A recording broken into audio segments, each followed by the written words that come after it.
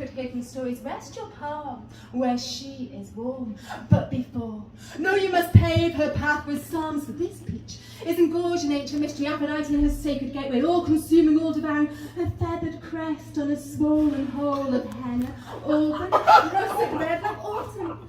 So many peaches fall to deflowered pools of peach, distorted, deceived, replete with shame. These pink plump whores, blamed for every other fall, but no, now these peaches are at war. The abhorrent stepdaughters of Whitaker, distorted, deceived, downgraded to violently solid pomegranates of peach and a bride of sacrificial blood and the martyrdom of womanhood. Oh, that peach! She is not a pussy.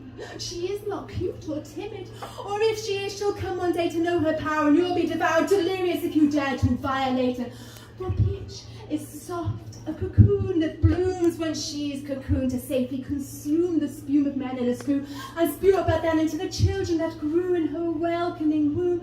The peach is a lagoon for lovers to loosen their own inner moons in slithers of snakeskin. And through the almond eye of my own ever-changing peach, I have spied divinity and world combined, my own liminal tide still ripe to eat despite the tides of time that tug down at my peach, my ancient peach. Oh, she has heard it all. The playful, disdainful banter from beaver to panty hamster to cloven hoof to muff to minch to be munched to clunge, and you might cringe. Just know this cockpit's in control. These bold red tunes, she will not tolerate abuse, for she is peach. A love boat, lotus of heaven, whatever her age, her status, her purpose, her choices, her mating rituals, her wisdom, her his, her or they, them, she will always symbolically connect the sky to the ocean. Peach in all of her perfection, peach's flesh and peach's skin with bones, a stone not to be owned. And when you know, and only when you know, this peach is freedom, then may you kiss my peach. Woo!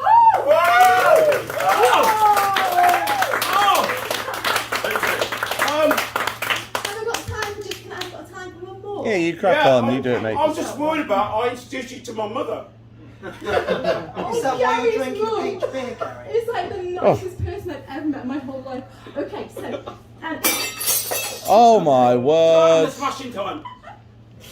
Okay, it's the first poem I ever wrote. Again, not funny. Okay, so, and it's just fucking weird and I can't help that. It's how it came out. So, John was 4 when he died. Called out alive, he barely tried. His bones were dull. Oh, his brain was dull, dishwater me not. Prone to night old tales or witchery. No, Jono thought on none of that, so didn't stay scared in bed like other sweet brat.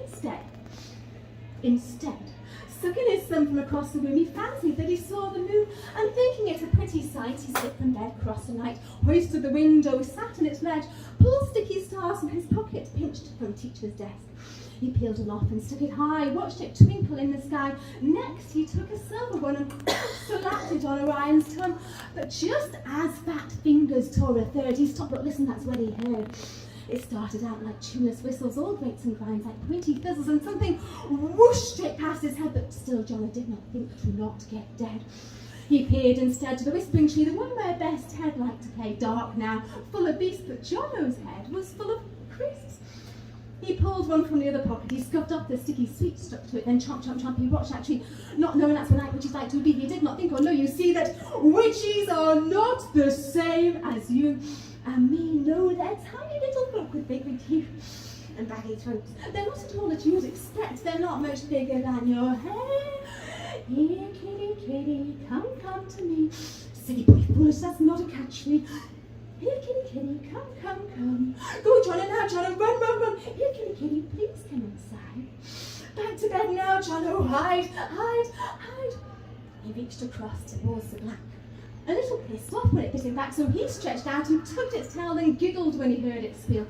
Next, he leant as far as he could reach, and then twat, he kicked that little beast. But oh, no, no, he should not have done, for that was no ring. Oh, kitty, from a witch's bone. And now the witch, he turned on him, screeching forward a wells and din. John lifting up two grubby mitts, he went slap, slap, slap, and he got the bitch. He covered her in bright red stars, flung her high and called her Mars. Shame, he didn't see the other 2 or 3 actually, one by his shoulder, another by his head. They were going to get poor Jono, they were going to make him Jono dead. And so it was that he turned about the clout. He stumbled windward through the air, he fell, but richly did not care. Instead, as he lay broken and cold, they passes him in star-shone gold, flung him up and watched him zoom, and then they laughed when he landed landed on the moon. Johnny was 4 when he died. Call that a life? He barely tried. Oh my! Oh! But I just thought I'd film it on your phone and like. iPhone. It is your phone, yeah. I saw it on the thing and I thought I'd give it. And now we get to do a little post thing interview kind of thing. How'd it go, Jackie? How do you feel? Well, you know, I don't know. That's as articulate as most footballers. It's brilliant. I'll tell you what, right? I've got a really, really fucking dry mouth because I've been drinking booze. Hang on, wait a minute. Here we go. So that's Cocktail? This is all planned. No. What I was going to say is, it's been the most surreal fucking day, right? Because I met some of these guys 2.5 years ago on Zoom. Like, I think Skylar.